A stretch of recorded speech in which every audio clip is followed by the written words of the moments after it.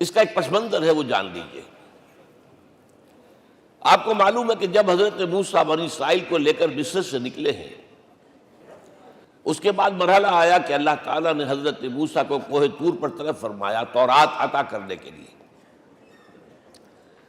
ان کی غیر حاضری میں ایک فتنہ کھڑا ہوا اور کچھ لوگوں نے ایک بچڑا بنا کر اس کی پرستش شروع کر دی بنی اسرائیل میں سے، سامری کا بنایا ہوا بچڑا۔ جب حضرت موسیٰ واپس آئے انہوں نے یہ دیکھا تو بہت غضبناک ہوئے، اور پھر اللہ تعالیٰ کے حکم سے فیصلہ ہوا کہ 12 قبیلوں میں سے جن لوگوں نے بھی یہ شرک کیا ہے ان کو انہی قبیلوں کے لوگ خود قتل کریں۔ کئی ہزار اسرائیلی قتل ہوئے۔ یہ بہت بڑا یوں سمجھیے کہ پرج ہوا ہے اس قوم کے اندر۔ اس کے بعد پھر مزید اللہ تعالیٰ کی خدمت میں استغفار کے لیے حضرت موسیٰ علیہ السلام اپنے 70 بڑے بڑے سردار جو تھے 12 قبیلوں کے، ان کو لے کر حاضر ہوئے۔ وہاں انہوں نے استغفار کیا اور ایک دعا کی، پروردگار وَاكْتُبْ لَنَا حَسَنَةً فِي الدُّنْيَا وَالْآخِرَةِ، ہمارے لیے نیکی کا اندراج کر دے، دنیا میں بھی آخرت میں بھی۔ جواب ملا اللہ تعالیٰ کی طرف سے، دیکھو عذاب تو میں جس کو چاہوں گا دوں گا، اور ویسے میری رحمت ہر شے کے ساتھ موجود ہے، ہر شے کا وجود میری رحمت سے ہے، لیکن ایک میری خاص رحمت ہے جو میں لکھ رکھوں گا ان لوگوں کے لیے جو میرے نبی امی آخری رسول ان پر ایمان لائیں گے صلی اللہ علیہ وسلم۔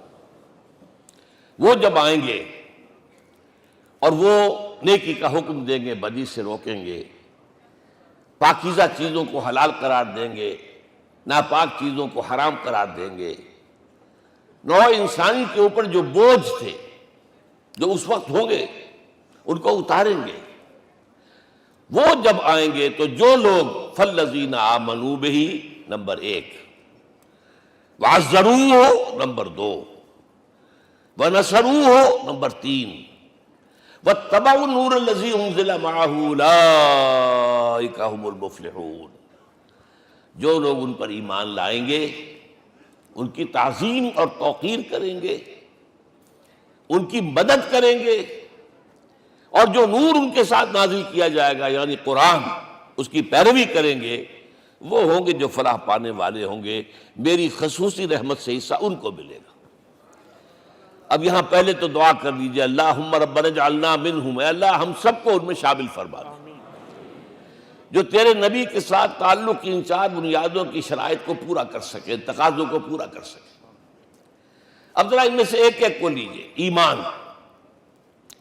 جانی پہچانی چیز ہے، ایمان جسے کہتے ہیں، اس کی تشریح میں جانے کی ضرورت نہیں، وقت بھی محدود ہے، لیکن ایک بات سمجھنے کی ہے بہت ضروری۔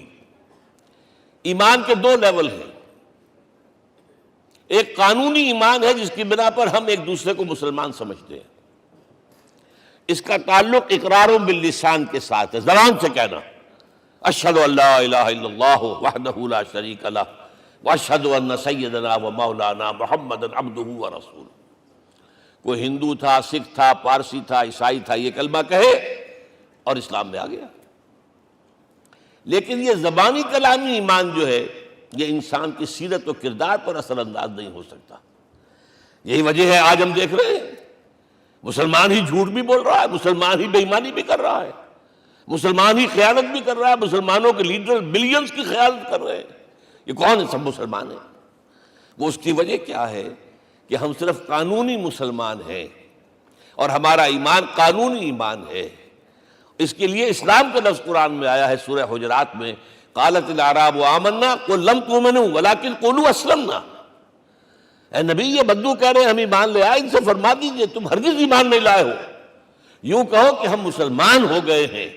ولما يدخل الايمان في قلوبكم، ابھی تک ایمان تمہارے دلوں میں داخل نہیں ہوا۔ بہرحال اللہ کا شکر ہے اس نے ہمیں مسلمانوں میں پیدا کر دیا، ورنہ ہم میں سے کتنے ہوتے اگر کہیں اور پیدا ہو گئے ہوتے تو نعمت اسلام سے بھی ہم بہرہور ہو سکتے، کیا کہہ سکتے۔ اصل ایمان ہے جب وہ دل میں داخل ہو جائے، یقین بن جائے۔ اسی لیے بچپن میں یاد کیا ہوگا ایمان مجمل، آمنت باللہ کما ہوا باسمائہ و صفاتہ وقبلت جمیع احکامہ اقرار باللسان و تصدیق بالقلب. جب تصدیق بالقلب ہوگی تو اب اس کے تقاضے جو ہیں عملی پیدا ہوں گے. ان تقاضوں میں سے ایک میں 2 حدیثوں کے حوالے سے آپ کے سامنے رکھ رہا ہوں. پہلی حدیث حضرت عبداللہ بن عمرو بن العاص رضی اللہ تعالیٰ عنہما سے مروی ہے. لا یؤمن احدکم حتی یکون ہواہ تبعا لما جئت بہ. دیکھو تم میں سے کوئی شخص مومن نہیں ہو سکتا جب تک کہ اس کی خواہش نفس تابع نہ ہو جائے اس شریعت کے، اس قانون کے، اس ہدایت کے جو میں لے کر آیا ہوں. اگر عملاً تابع نہیں ہوئے تو حقیقتاً مومن نہیں ہو. دل میں جھانکو. Do I really believe that Muhammad is the prophet of Allah? Do I really believe that Quran is the word of God? کبھی جھانکیے گا اندر، جواب ملے گا صحیح آپ کو. کیا کنوکشن ہے؟ کنوکشن ہو اور پھر حضور کی پیروی نہ ہو، حضور کے احکام کی پابندی نہ ہو، اللہ کے قوانین کی پابندی نہ ہو، کیسے ممکن ہے؟ حضور تو فرماتے ہیں صلی اللہ علیہ وسلم ایک ایسی بد اخلاقی اور کج خلقی پر صرف اسے کوئی گناہ کبیرہ بھی نہیں کہیں گے. فرمایا ایک مرتبہ واللہ لا یؤمن واللہ لا یؤمن واللہ لا یؤمن، خدا کی قسم فلاں شخص مومن نہیں ہے، خدا کی قسم فلاں شخص مومن نہیں ہے، خدا کی قسم فلاں شخص مومن نہیں. صحابہ کانپ گئے. کون بدبخت ہے جس کے بارے میں فرمایا جا رہا؟ پوچھا گیا من یا رسول اللہ. جواب سنیے اور اپنے غریبانوں میں جھانکیے. وہ شخص الذی لا یامن جارہ بوائقہ، وہ شخص جس کی شرارتوں کی وجہ سے اس کا پڑوسی چین میں نہیں ہے، امن میں نہیں ہے، وہ مومن نہیں ہے، خدا کی قسم نہیں ہے، خدا کی قسم نہیں ہے. کیسے علیحدہ کر لیں گے اس ایمان کو اعمال سے اور ایمان کو اخلاق سے؟ آگے چلیے. وہ جو حدیث حضرت ابو ہریرہ سے، اور یہ متفق علیہ ہے، صرف بخاری کی نہیں ہے، بخاری جمع مسلم.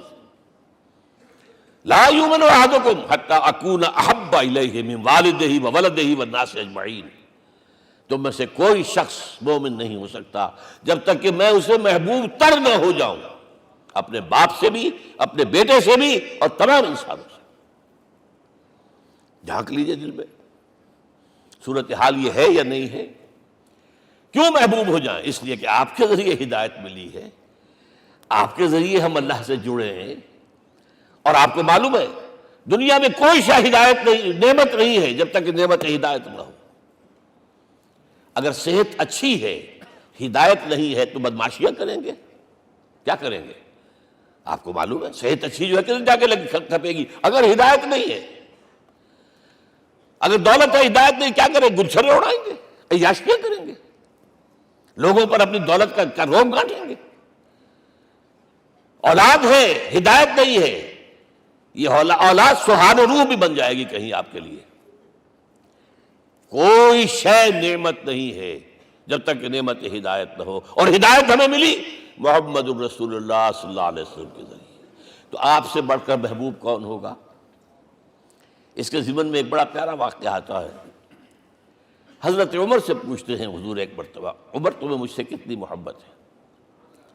اندازہ کیجئے کہ اس قدر اپنائیت کسی سے ہوتی ہے تب یہ سوال ہوتا ہے.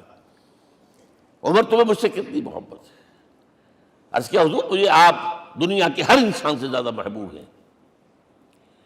فرمایا اور اپنی جان سے؟ ذرا سا توقف کیا، دل میں جھانکا. ہاں حضور اب میں یہ بھی کہتا ہوں کہ میری جان سے بھی زیادہ عزیز ہے مجھے. آپ نے فرمایا الان عمر اب پہنچے ہو جو مقام ہے، اب درکار ہے، جو مطلوب ہے. تو محبت اس درجے کی، اطاعت اس درجے کی اگر نہیں ہے تو ایمان نہیں ہے. ہاں قانونی ایمان ہے، اب مسلمان ہے، اللہ کا شکر ہے، بہت بڑا فضل ہے. اب اگلے بات پر آئیے. الضروح، ان کی توقیر، ان کی تعظیم کرے. یہ تعظیم کس درجے میں؟ اب وقت بہت کم ہے، میں صرف آپ کو سورہ حجرات سے مثال دے رہا ہوں. فرمایا گیا یا ایھا الذین آمنوا لا ترفعوا اصواتکم فوق صوت النبی. ولا تجهروا له بالقول كجهر بعضكم لبعض ان تحبط اعمالكم وانتم لا تشعرون۔ اے ایمان والو، کبھی اپنی آواز کو حضور کی آواز سے بلند تر نہ کر دینا۔ کبھی جس طرح بلند آواز سے ایک دوسرے سے بات کرتے ہو ایسے نہ کر بیٹھنا، مبادا تمہارے سارے اعمال حبط ہو جائیں اور تمہیں پتہ بھی نہ چلے۔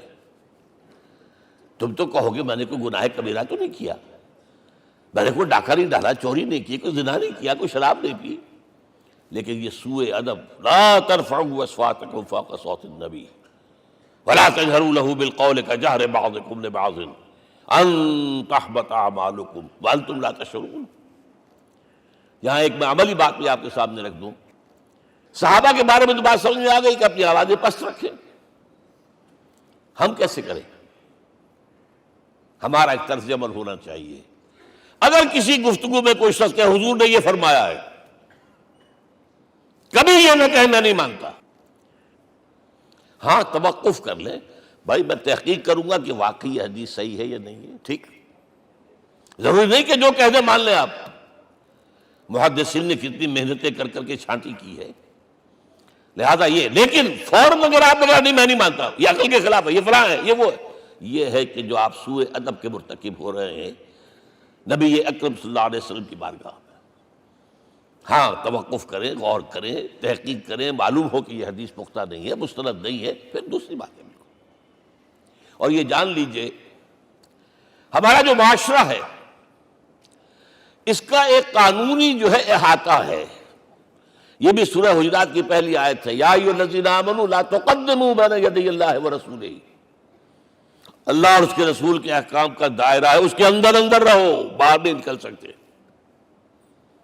لیکن اس دائرے کے اندر ایک مرکزی شخصیت جس کی دل آویزی، جس کا حسن سلوک، جس کا حسن کردار، جس کا حسن اخلاق مرکز بن جائے، تمام لوگوں کی جذباتی محبت کا مرکز بن جائے، اگر یہ نہیں ہوگا تو معاشرہ مضبوط نہیں ہوگا۔ محض قانون اور دستور پر معاشرہ مضبوط نہیں ہوتا۔ کسی شخصیت، اب آپ کو معلوم ہے آخر ہندوستان کے معاشرے میں گاندھی کا ایک مقام ہے کہ نہیں ہے؟ آخر یہ سارا معاملہ چل رہا ہے اسی کے گرد کے نہیں؟ ماؤ زے تنگ کے معاملہ ہے کہ نہیں ہے؟ یہ سارا معاملہ دنیا میں عام لوگ کہہ دیتے، ریشنلسٹ لوگ، کہ ان چیزوں کی کیا ضرورت ہے، بھئی قانون دیکھنا چاہیے، دستور دیکھنا چاہیے، حکم دیکھنا، نہیں بھائی، جذباتی وابستگی، کہ ایک ہستی تو ایسی ہو کہ جس کے کچھ کہنے پر فوراً زبانیں بند ہو جائیں۔ اور اس کا نقشہ میں سعودی عرب میں دیکھتا ہوں، اگر وہاں کے دو بدو لڑ رہے ہوں صف اور ایک دوسرے کو کھانے کو دوڑ رہے ہوں، کوئی شخص کہتے صلی علی النبی، فوراً خاموش۔ معلوم ہوتا ہے آگ کے اوپر کسی نے پانی ڈال دیا، خاموش، صلی علی النبی، صرف یہ کہنے سے۔ یہ جذباتی وابستگی اگر محمد سے نہیں ہے صلی اللہ علیہ وسلم تو آپ کا معاشرہ کبھی مضبوط نہیں ہوگا۔ یہ مرکزی شخصیت، یہ مرکز ہے، اسی لیے ان کے احترام کا یہ درجہ ہے، کیونکہ اس سے کیا ہوگا، تمہارا شیرازہ بکھر جائے گا۔ اگر ان کے ساتھ جذباتی محبت نہیں ہوگی تمہارا شیرازہ بکھر جائے گا۔